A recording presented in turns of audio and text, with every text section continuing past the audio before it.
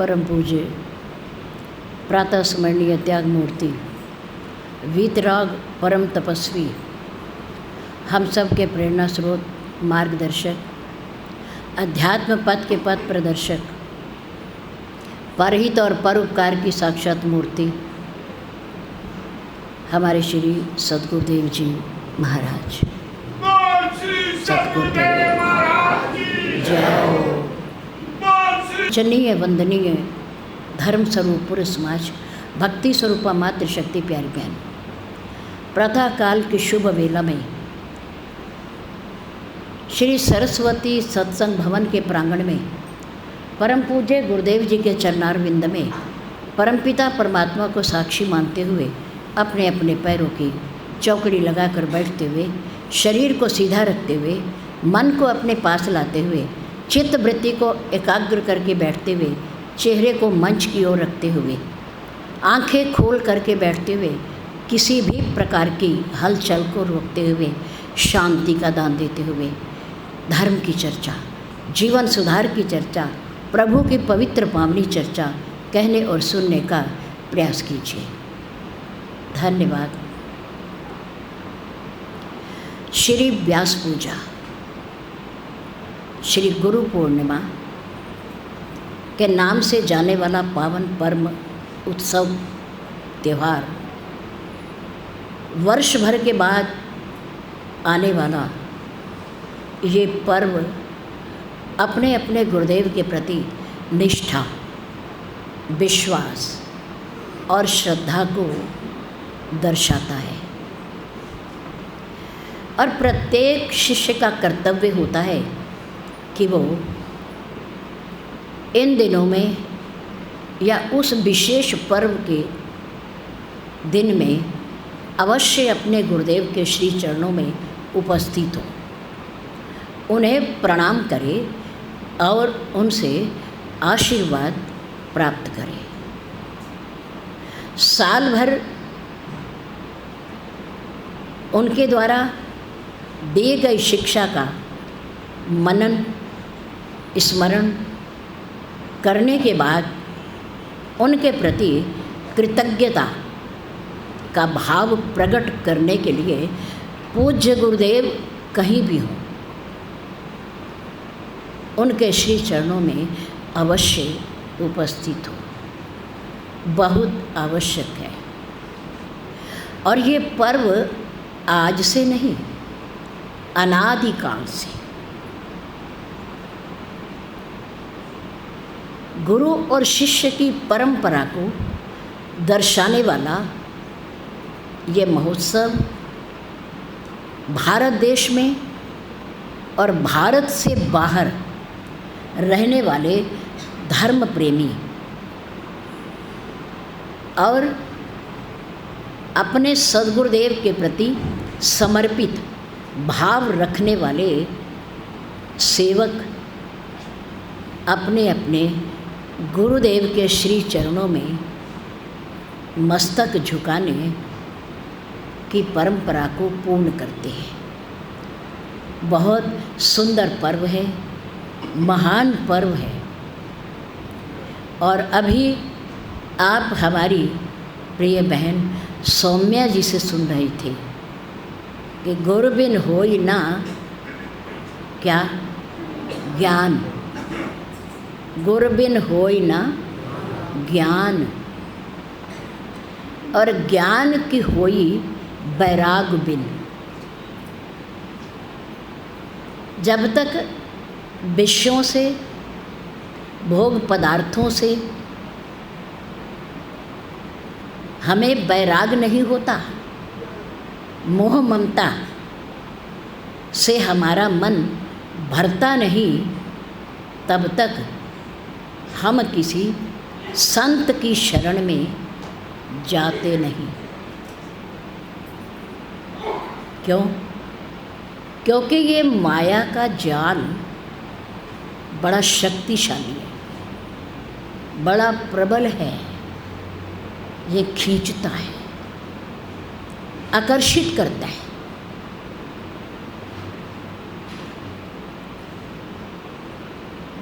अब हमारे इस शहर में सहारनपुर में जितने हम लोग बैठे हैं, पूज्य गुरुदेव जी के इतने शिष्य थोड़े ही हैं, हजारों की संख्या में। लेकिन जिन्होंने अपने पूज्य गुरुदेव को महत्व दिया, उनके प्रति श्रद्धा और विश्वास दिखाया, वो तो आकर बैठ गए, और बाकी जो नहीं आए उनको माया ने अपने जाल में फंसा रखा है। किसी को दुकान के कार्य में, किसी को परिवार के कार्य में, किसी को बच्चों ने स्कूल जाना है तो नाश्ता भी तो बनाना है, उनको तैयार करके भी तो भेजना है। व्यर्थ की ठेकेदारी, जिम्मेदारी। भगवान श्री राम जी ने लक्ष्मण जी को माया का दायरा बताते हुए बड़ा सुंदर उपदेश दिया। लक्ष्मण, जहाँ तक तुम्हारी और हमारी आंखें जाती हैं, जहाँ तक हमारी और आपकी इंद्रियां काम करती हैं, जहाँ तक आपका और हमारा मन जाता है, मन जानते हो ना, मन है कुछ नहीं, इसका कोई आकार नहीं है, रूप और शक्ल भी नहीं है, और दिखता भी नहीं है, पर मन है। मन है,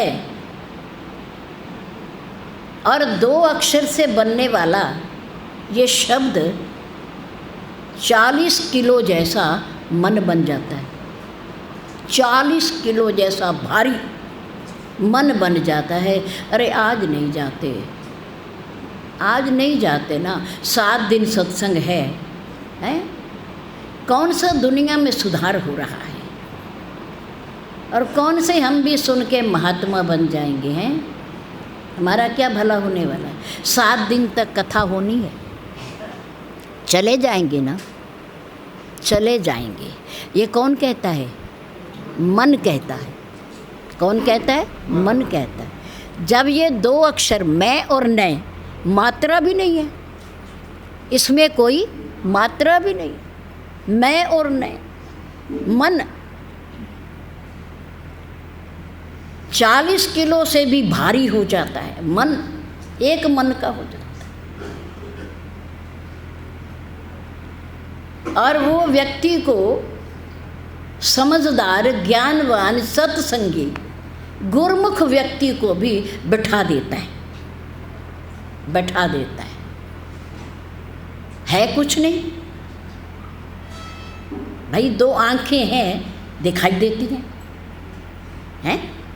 एक नाक है, दिखाई देती है, 2 कान हैं, दिखाई देते हैं,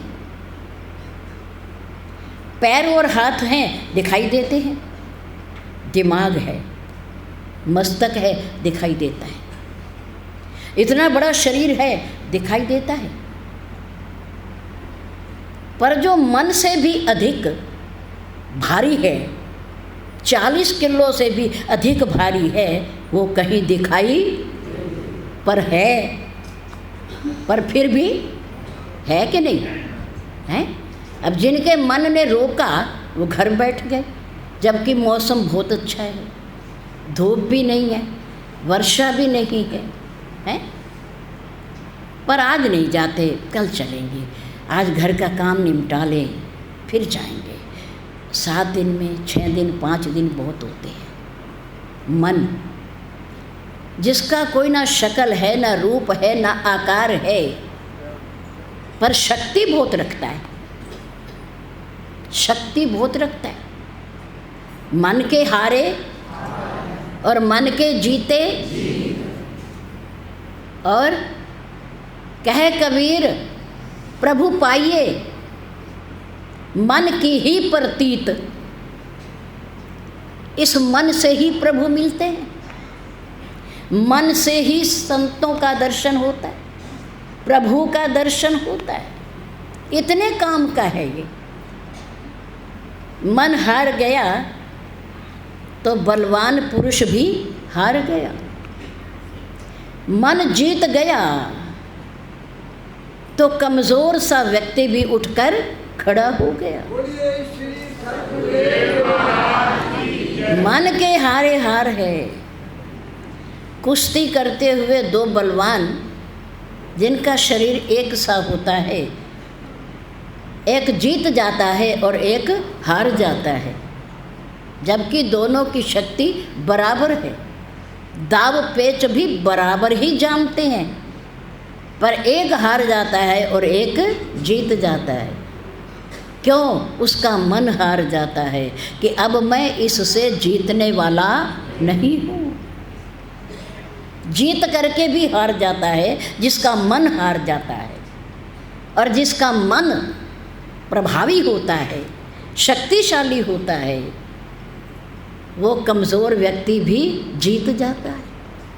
मन के हारे हार है और मन के जीते जीत। कहे कबीर प्रभु पाइए मन ही की प्रतीत। मन के विश्वास से, मन की शक्ति से ही परमात्मा मिलता है, क्योंकि मन ही मनुष्य है, मन ही मनुष्य है कुछ नहीं। फिर ताकत बहुत रखता है, शक्ति बहुत रखता है, गति बहुत तेज है इसकी। किसकी? मन की गति बहुत तेज है। हम यहाँ बैठे हैं, हमारा कोई मित्र दुखी है, परेशान है और अस्पताल में दाखिल है, हमारा मन वहाँ चला जाता है। हम यहाँ हैं पर मन वहाँ चला जाता है। किसी के यहाँ उत्सव हो रहा है, हम घर बैठे हैं, हम सोच रहे जाना था, गए नहीं पर मन वहाँ पहुँच गया। मन की दौड़ हवा से भी तेज है, हवा से भी तेज है। हवा नहीं पहुँच पाती पर मन पहुँच जाता है।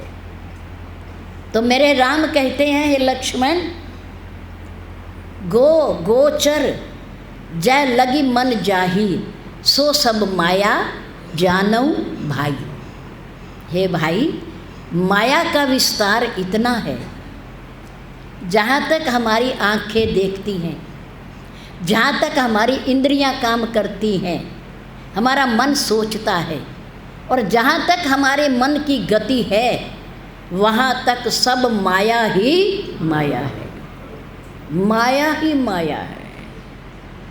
इसका विस्तार बहुत है और इसके रूप भी बहुत है, रूप भी बहुत है इसके। कभी माता पिता के रूप में, कभी बच्चे के रूप में, कभी धन के रूप में, कभी बिजनेस व्यापार के रूप में हमें खींचती है, हमें खींचती है। भगवान राम के दर्शन हो गए, मित्रता हो गई, आशीर्वाद मिल गया, सुग्रीव राजा बन गया। क्या बन गया? राजा बन गया। कहाँ का है? किष्किंधापुरी का।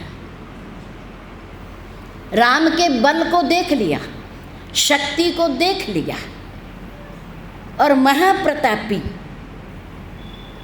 राजा बाली का भगवान राम ने एक ही बाण से क्या कर दिया? वध कर दिया। शक्ति भी देख ली, आशीर्वाद भी मिल गया, मित्रता भी हो गई, राज्य भी प्राप्त हो गया,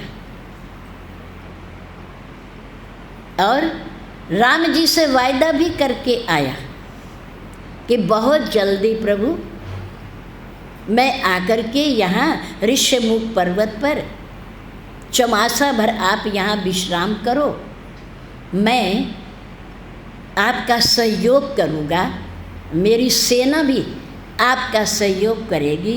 क्या करने के लिए? सीता जी की खोज करने गया। राजा बन गया। लोगों ने लंबे लंबे हाथ उठा के जय हो जय हो जय हो। किसकी? राजा सुग्रीव की जय हो। बहुत सालों से बिछड़ा हुआ परिवार भी मिल गया, खजाना भी मिल गया, सेवक भी मिल गए, सेवा करने वाले। माया ने चारों तरफ से जाल फैला लिया, सेवकों के रूप में, खजाने के रूप में, परिवार के रूप में, जय जयकार के रूप में। चारों तरफ से सुग्रीव को घेर लिया, घेर लिया। और जो राम जी से वायदा करके आया था उसे भूल गया। उसे भूल गया कि 4 महीने के बाद मैंने वहाँ जाना था। ये केवल सुग्रीव ही नहीं है, हम भी हैं। हमने भी वायदे किए हैं, बहुत मन्नतें मानी, प्रार्थनाएं भी की, लेकिन उसके बाद सुख आने के बाद, धन संपत्ति आने के बाद, संतान की प्राप्ति हो जाने के बाद हम उस वायदों को भूल गए। ये तो ना इंसाफ़ी है ना, है ना। भगवान के साथ क्या है ये? ना इंसाफ़ी है, बेईमानी है ये, सरासर सरासर बेईमानी। और किसके साथ? भगवान के साथ। माया के जाल में फंसकर हम भूल जाते हैं। सुग्रीव ही नहीं भूला, हम भी भूल जाते हैं। हम भी बहाने बनाने लगते हैं। उधर राम जी ने लक्ष्मण जी को कहा, देखो भाई 4 महीने चौमासा था, वर्षा ऋतु थी, तो हमने कहा आगे यात्रा करना जंगल में आसान नहीं है, आसान नहीं है। क्यों? क्योंकि जब बारिश धरती पर पड़ती है ना, तो धरती के अंदर भले ही हम बीज ना डालें, पर घास फूस उग जाता है, ना चाहने पर भी उग जाता है। और जो पगडंडियाँ होती हैं, रास्ते होते हैं, कच्चे रास्ते, है ना, वन में जंगल में कच्चे रास्ते, उस पर घास फूस जम जाता है और रास्ते ख़त्म हो जाते हैं, पता ही नहीं चलता कौन से रास्ते से जाना है। पानी भी भर जाता है। सही है, अब आप हाल देख ही रहे हो हैं, कहीं बादल फट रहा है, कहीं मूसलाधार बारिश हो रही है, कहीं बाढ़ आ रही है, कहीं चट्टानें गिर रही हैं। बारिश में कच्चा मौसम होता है, सब कुछ कच्चा हो जाता है और बहुत नुकसान होता है इससे। तो इसलिए प्राचीन काल में, अब नहीं, अब तो अंधाधुंध, कोई विचार नहीं, न सर्दी का, न गर्मी का, और ना वर्षा का, कोई विचार नहीं। प्राचीन काल में विचार होता था कि व्यापारी लोग जो दूर दूर तक व्यापार करने जाते थे, वो 4 महीने बारिश के बाहर नहीं जाते थे। वो कहते घर पे रहो।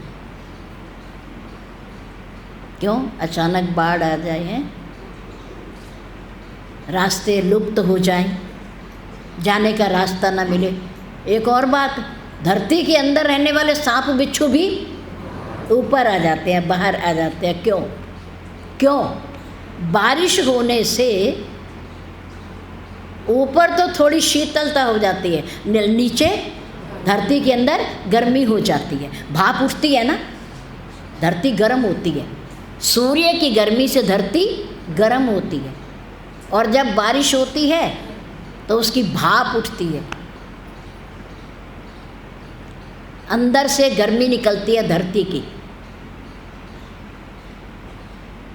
कई कारण होते हैं। सांप बिच्छू ऊपर आ जाते हैं, पगडंडियों के रास्ते बंद हो जाते हैं, घास फूस उग जाता है, नदियों में बाढ़ आ जाती है, पहाड़ गिर जाते हैं, रास्ते रुक जाते हैं, कई कारण हो जाते हैं। इसलिए प्राचीन काल में लोग कहा करते थे कि वर्षा में चौमासे के दिनों में बाहर दूर देशों में नहीं जाना चाहिए, नहीं जाना चाहिए, खतरे वाला है। इसी प्रकार से उसी परंपरा को निभाते हुए मेरे राम ने सुग्रीव से कहा कि देखो सुग्रीव, तुम राजकाज देख लो 4 महीने, और हम चौमासे में यहाँ क्या कर लें, विश्राम कर लें।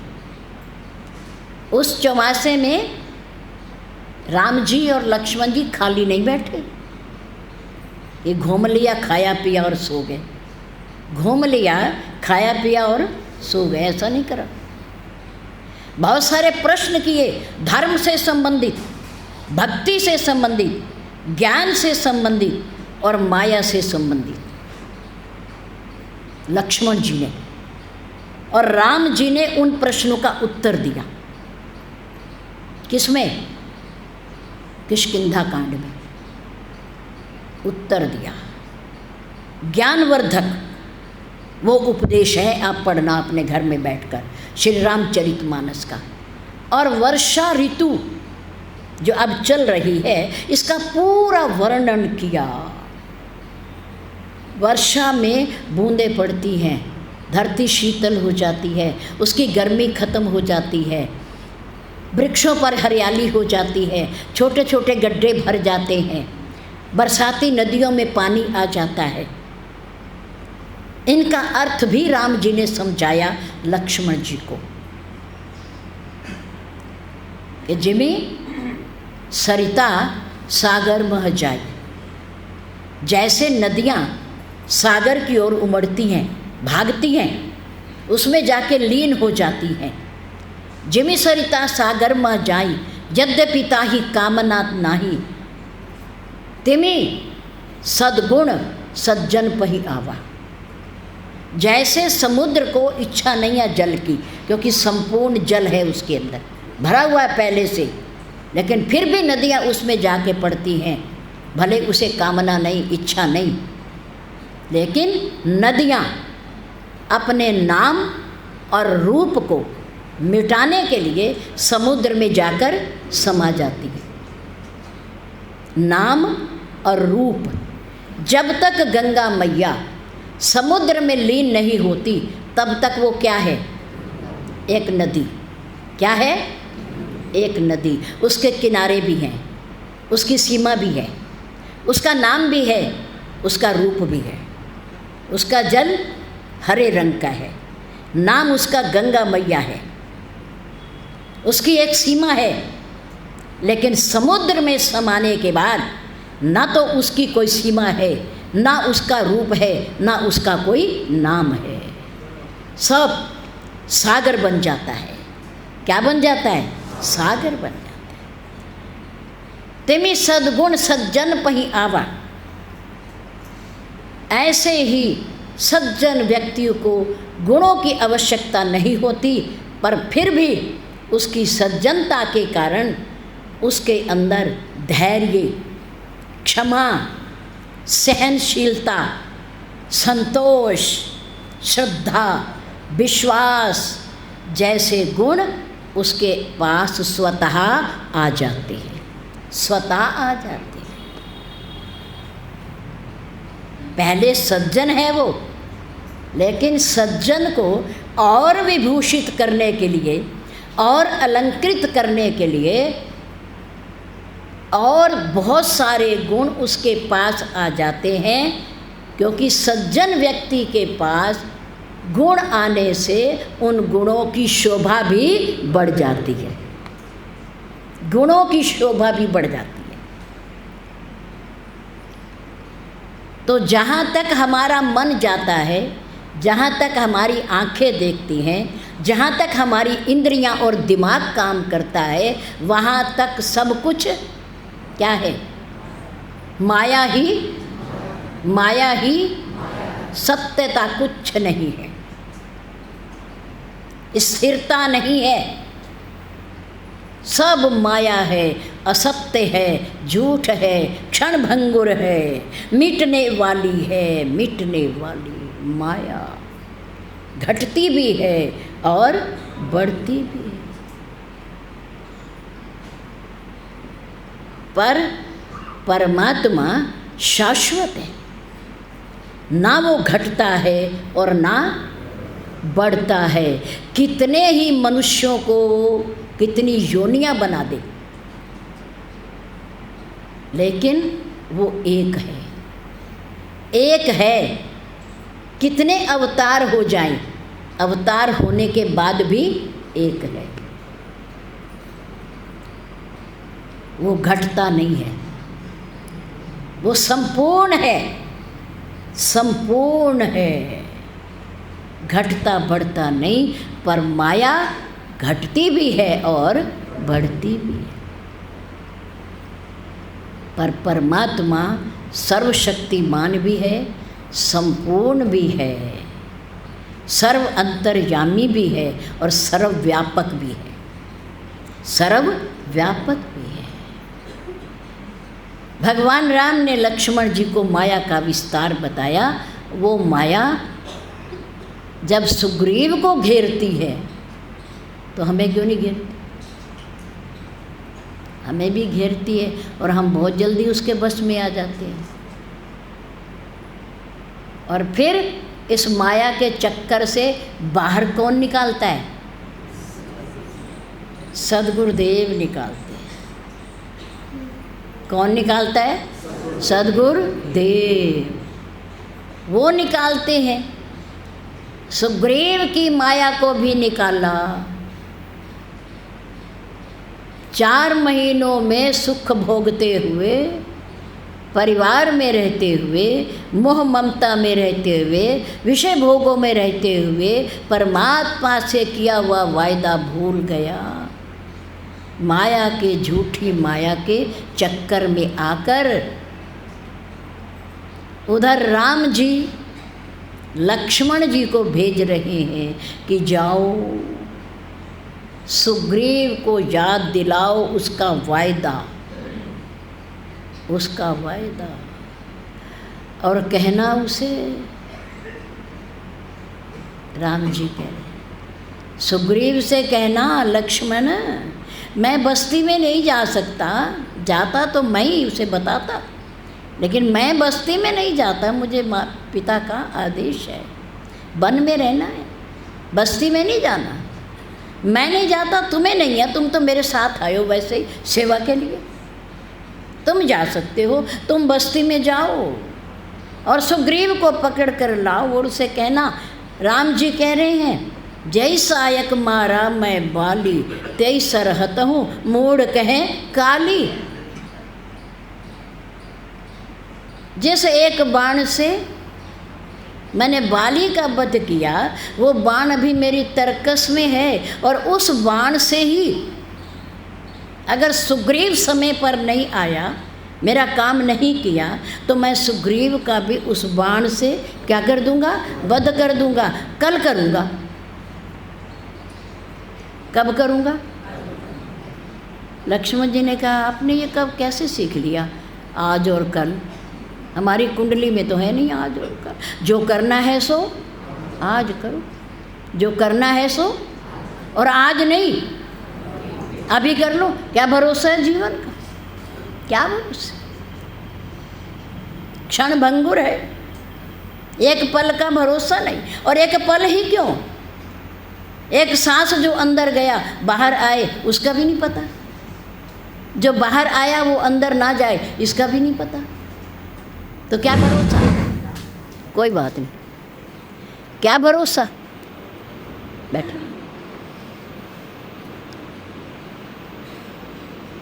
राम जी ने कहा देखो हम मारेंगे, बाण मेरे पास है, और उसे फिर सुग्रीव को कोई बचा नहीं सकता मेरे से। मेरे राम ने कहा बाली को मारने से पहले, सुन सुग्रीव, मैं मारी हूँ। मित्र की दुख को, विपत्ति को सुनकर राम जी को क्रोध आ गया।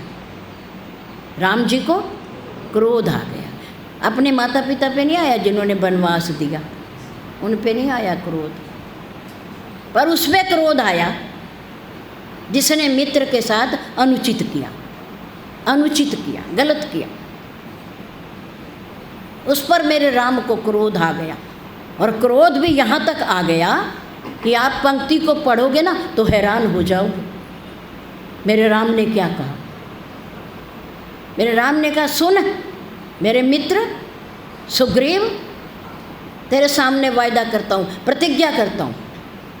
सुन सुग्रीव, मैं मारी हूँ, बाली ही, एक ही बाण, दूसरा बाण भी नहीं उठाऊंगा। मैं तेरे शक्तिशाली भाई बाली का वध कर दूंगा। अच्छा,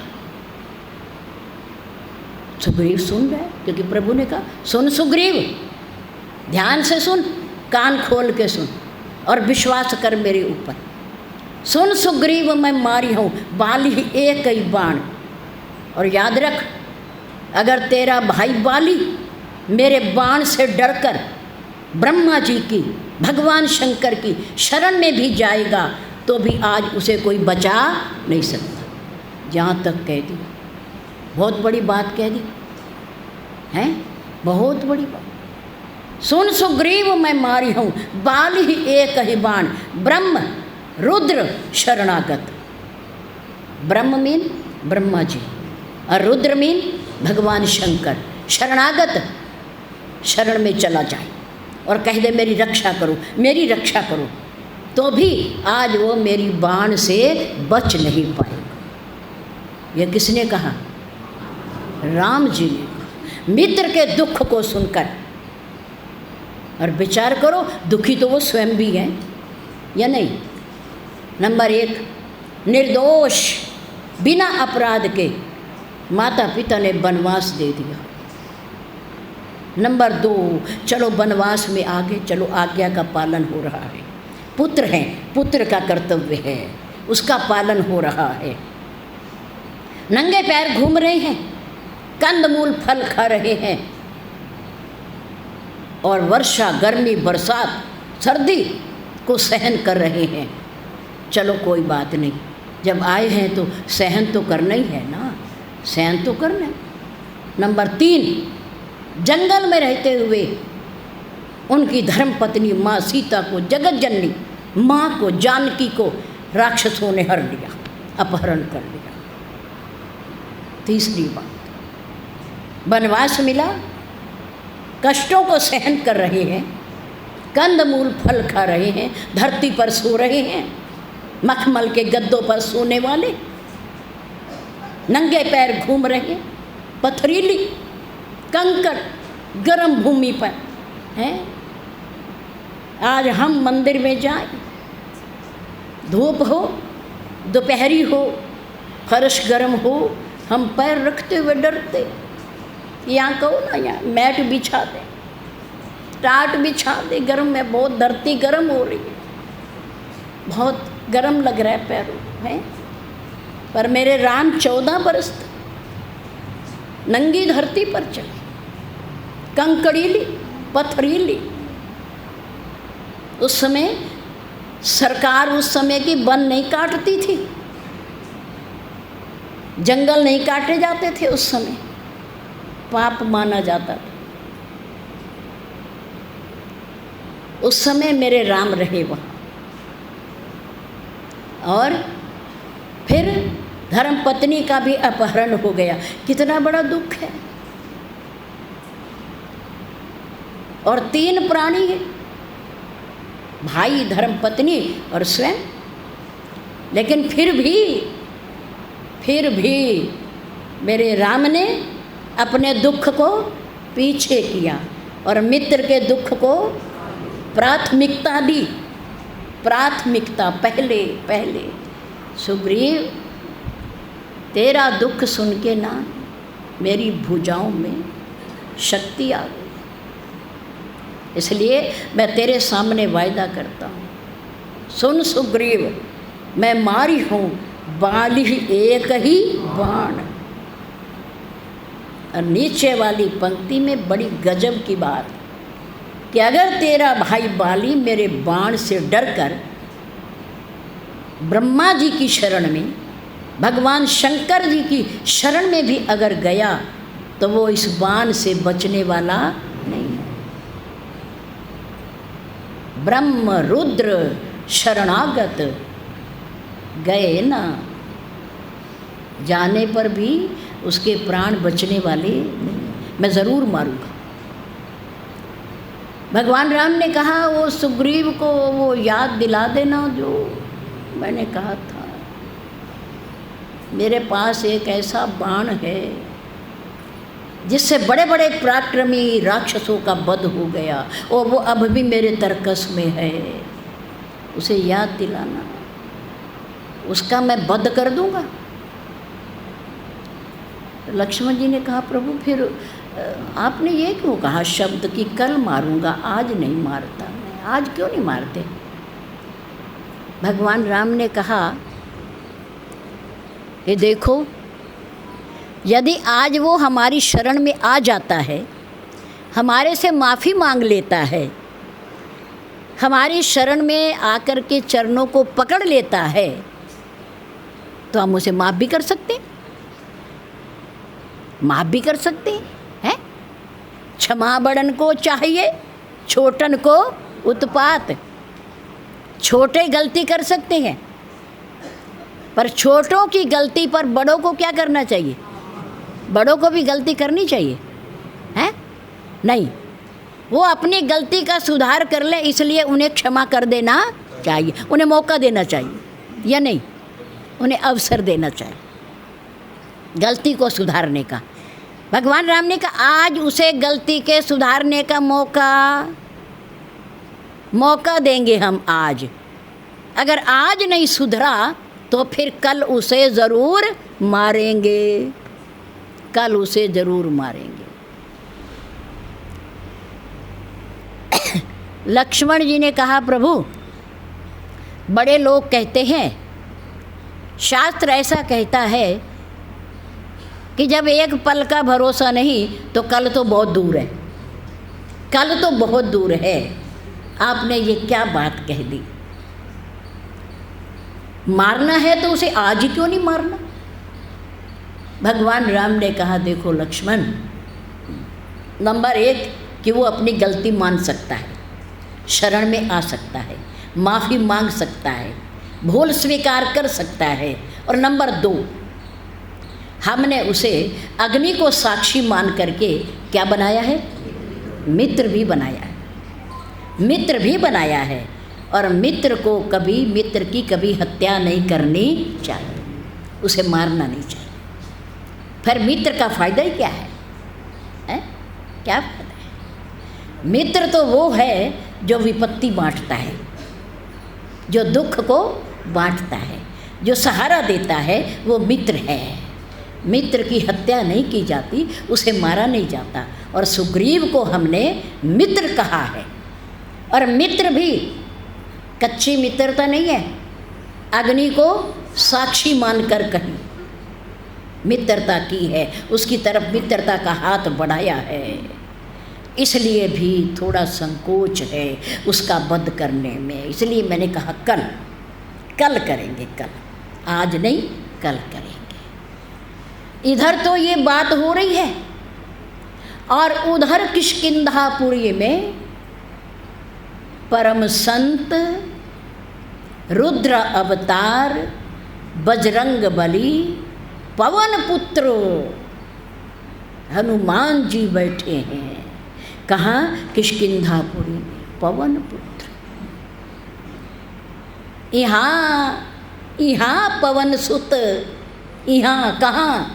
किष्किंधापुरी में है, वहाँ ऋष्यमुख पर्वत पर, और यहाँ किष्किंधापुरी में। किष्किंधापुरी में यहाँ पवन सुत हृदय विचारा। कहा किसी ने नहीं, सिर्फ हृदय विचारा, हृदय में विचार किया क्या किया कि राम काज सुग्रीव बिसारा। यहाँ पवन सुत किसने विचार किया? मंत्री तो उनके और भी बहुत सारे हैं, युवराज अंगद भी है, नल और नील भी है, सबसे बूढ़े और समझदार जामवंत जी भी हैं, पवन जी भी हैं खुद वहाँ। लेकिन किसके हृदय में विचार आया? किसके हृदय में? पवन पुत्र हनुमान जी के हृदय में। उधर भगवान है और किष्किंधापुरी में भक्त बैठा है। भक्त भगवान के हृदय की बात को जानता है। इस समय मेरे राम क्या सोच रहे होंगे, मेरे राम क्या कर रहे होंगे, मेरे राम किस अवस्था में बैठे होंगे, ये भक्त को पता होता है। और हनुमान जी जैसे भक्त हैं, सुमरी पवन सुत पावन नामू, अपने बस करी राखे रामू। राम जी का नाम सिमरण करके उन्होंने भगवान राम को अपने बस में कर लिया है। अब जय श्री राम। अब जो पवन पुत्र कहते हैं राम वही करते हैं, और राम जो कहते हैं वही पवन पुत्र करते हैं। भगवान और भक्त में अंतर नहीं रहा, नहीं रहा। यहाँ पवन सुत हृदय विचारा। पवन की गति से, वायु के वेग से राम जी के हृदय की बात किसके पास पहुँच गई? भक्त हनुमान के पास पहुँच गई। यहाँ पवन सुत हृदय विचारा। किष्किंधापुरी में रहते हुए, सुग्रीव के पास रहते हुए हनुमान जी बैठे हैं और उनके हृदय में विचार आया, चौमासा खत्म हो गया है, मेरे राम परेशान हो रहे होंगे, पर सुग्रीव ने मेरे राम से किए हुए वायदे को भुला दिया। हनुमान जी परम संत हैं। कौन है ये? परम संत, परम संत है। संत के हृदय में आती है बात कि हम लोगों ने दुनिया में माया के चक्कर में फंस करके भगवान को भुला दिया है। हमें नहीं आता ध्यान।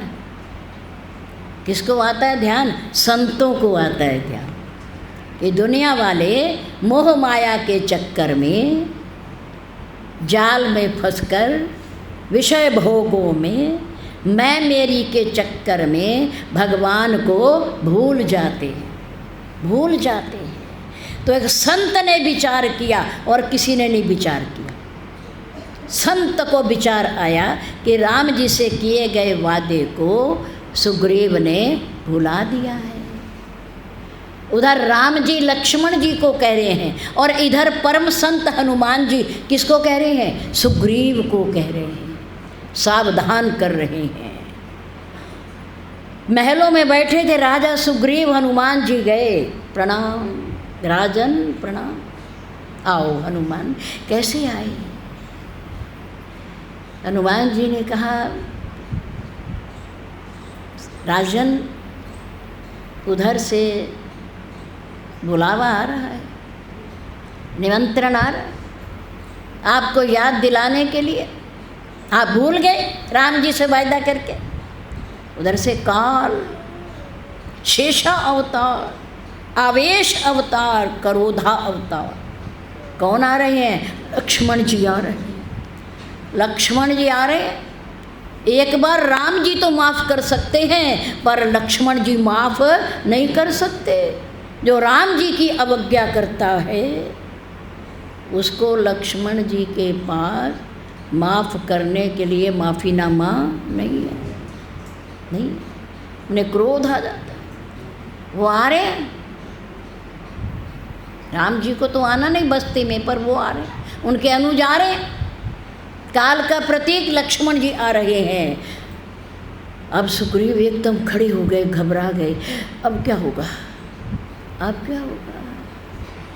अब संदेशा आप देने आए हो, सावधान करने आए तो कोई तरीका भी बता दो बचने का, फिर कोई युक्ति भी बता दो। हनुमान जी ने कहा हाँ एक युक्ति है, एक युक्ति है। क्या युक्ति है?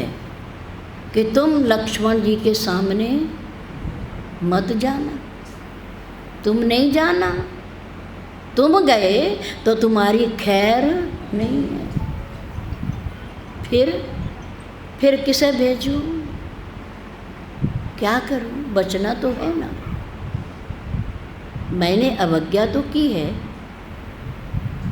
भूल तो गया हूँ मैं, मेरी गलती तो है, पर करूं क्या? हनुमान जी ने कहा ये करो। क्या करो? कि तुम मत जाना आगे, तुम देवी तारा को आगे कर दो। किसको? देवी तारा को आगे कर दो। ये महिला है, ये महिला है, सम्मान के योग्य है, देवी है, पंच कन्याओं में इसका नाम आता है, ज्ञानवान है, ये ज्ञानवान है। अच्छा, फिर ये लक्ष्मण जी का हाथ जोड़कर अभिवादन करेगी, स्वागत करेगी, उन्हें बैठाएगी। इतने में उनका क्रोध थोड़ा शांत हो जाएगा, शांत हो जाएगा। और फिर आप जाना। अच्छा, फिर कुछ नहीं कहेंगे, फिर क्रोध नहीं करेंगे। हाँ, उसके लिए भी है एक युक्ति। क्या? कि तुम वहाँ जा कर के, ये कौन बताता है युक्तियाँ? संत लोग बताते हैं, सद्गुरुदेव बताते हैं कि परमात्मा के आगे ऐसे प्रार्थना की जाती है, ऐसे माफ़ी मांगी जाती है, ऐसे उनको अपना बनाया जाता है। तरीका बता रहे सुग्रीव को। सबसे पहले क्या कहा? किसे भेजना? देवी तारा को भेजना। हमारे जाति में, हमारे सनातन धर्म में महिला का बड़ा सम्मान होता है। नारी समान सर्वोपरि है, ये शक्ति स्वरूपा है, ये दुर्गा है, ये लक्ष्मी का रूप है। ये है यत्र पूजयन्ते नार्या तत्र वसन्ते देवता। जहाँ नारियों की पूजा होती है वहाँ कौन निवास करता है? देवता निवास करते हैं। पर अब देवता भाग गए हैं, भारत की धरती से अब देवता भाग गए हैं, पलायन कर गए हैं। क्यों? क्योंकि अब ये देवियाँ धीरे धीरे किसका रूप हो गई हैं? काली माता का रूप हो गई। बुद्धि हमारी कुछ भ्रष्ट सी हो गई है, हैं? हम अपने आप को पढ़ लिख के बलवान मानने लगी हैं, पति के समान मानने लगी। हम पुरुष नहीं हो सकते, कितना पढ़ लें, इनाम जीत लें, ऊंची कुर्सी पे बैठ जाएं, राष्ट्रपति बन जाएं, प्रधानमंत्री बन जाएं, पर रहेंगी हम क्या रहेंगी? पुरुष बन जाओगे? नहीं बन सकती, कहने से नहीं बनती। बेटा बेटी एक समान नहीं हो सकते, झूठ है ये सरकार हमें बेकार रही है। ये बेटा बेटी कभी एक समान, जो बेटियां बैठी हैं ना, वो बुरा मत मानना, समान हो ही नहीं सकती। क्यों? क्योंकि लड़की तो सदाचारी हो, संस्कारी हो, अच्छी हो तो दो परिवारों की शान को ऊपर ले जाती है। और लड़का अगर समझदार है, संस्कारवान है, तो किसके नाम को ऊपर ले जाएगा?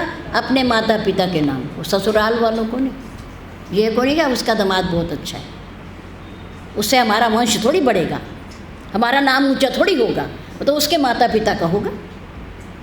समान नहीं हो सकती। हमेशा पुरुष धर्म पत्नी को, कन्या को विवाहित करके अपने घर लाता है, हैं? कभी कन्या पति को विवाह करके अपने घर या लाती है। आप कहोगे घर जमाई बन जाते हैं, ये बात अच्छी थोड़ी है। घर जमाई के लिए तो बहुत बुरी बातें कही गई हैं इसमें। बच्चा लड़का अपने घर में ही अच्छा लगता है, चाहे गरीब है, चाहे अमीर है, चाहे भूखा है, चाहे कैसा भी है। कमाई करता है चाहे नहीं करता, अपने घर में ही अच्छा है वो, ससुराल में अच्छा नहीं है वो, अपने घर में ही शोभा पाता है वो। और फिर विवाहित होने के बाद कन्या को तो धर्मपत्नी कहा गया और पति पति रह गया।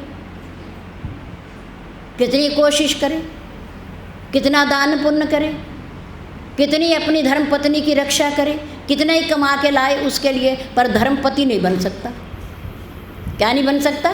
धर्मपति नहीं बन सकता। पर विवाहित होते ही कन्याएं धर्मपत्नी बन जाती हैं। तो बहुत सारे अंतर हैं हमारे। ये क्या बात है भाई? ऐसे तो नहीं होता। चलो खैर, आप अब चलाना भी मत, बंद कर दो आप। तो हमारे कहने का भाव ये है कि लड़की महिला महिला ही रहेगी और पुरुष पुरुष की संतान से दादा दादी का नाम ऊपर होता है।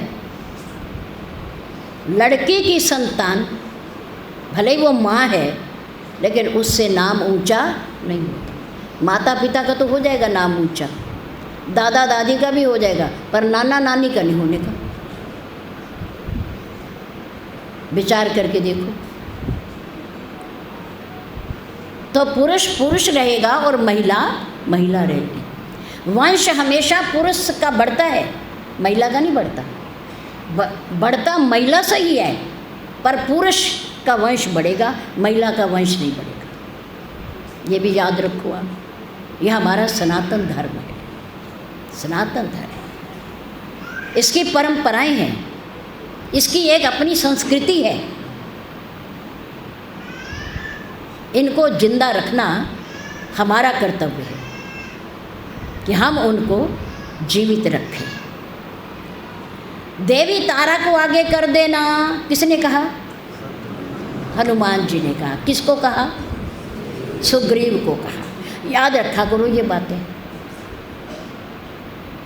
और हमने एक आपको शुगर मिल कॉलोनी में सत्संग में एक मंत्र दिया था। वो मंत्र बड़े काम का है। अगर उसे आप हर समय गुनगुनाते रहोगे ना, तो आपका मन प्रभु में अपने आप लगा रहेगा, लगाना नहीं पड़ेगा फिर। अच्छा, वो मंत्र क्या है उसे याद दिला दे, क्योंकि हम सुनेंगे फिर। अच्छा, आप बताइए, आप खड़े होके।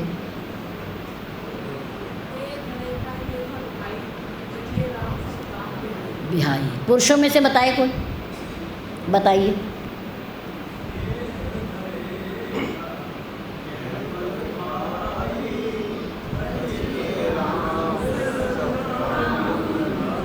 अच्छा, याद किस किस को है सुनाओ ना, पर हाथ खड़े कर दो। देखा, देवियां आगे हैं। महिला ये धर्म की प्रतीक है ना, ये धर्म पत्नियां है ना, इसलिए ये आगे हैं। आपने क्यों नहीं याद किया? पूरे समाज में तो था वहाँ। या ऐसा है कि आपको याद है पर संकोच, बस आप बोल नहीं रहे। शर्म किस बात की? धर्म में किस बात की शर्म है? हैं? आप बताओ। विशाल जी बैठे हो सबसे आगे, आप तो वक्ता हो, बोलो।